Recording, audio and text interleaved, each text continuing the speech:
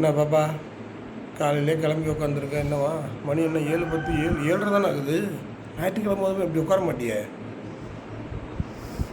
ஞாயிற்றுக்கிழமை எனக்கு வந்து விடியறது 10 மணி 11 மணிக்கெல்லாம் விடியும்.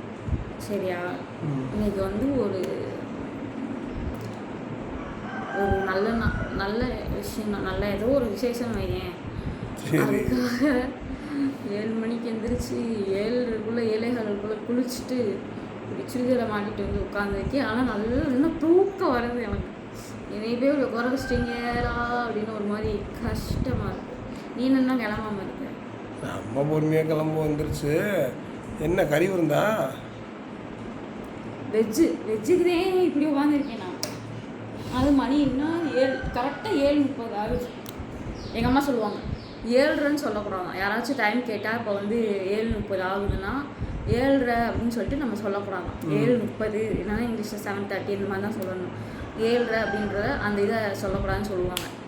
இந்த வீடியோவில் ஒரு தத்துவம் இல்லை, ஒரு தெரிஞ்ச விஷயத்த சொல்கிறேன் நான். நல்லா சொல்லியிருக்கேன்.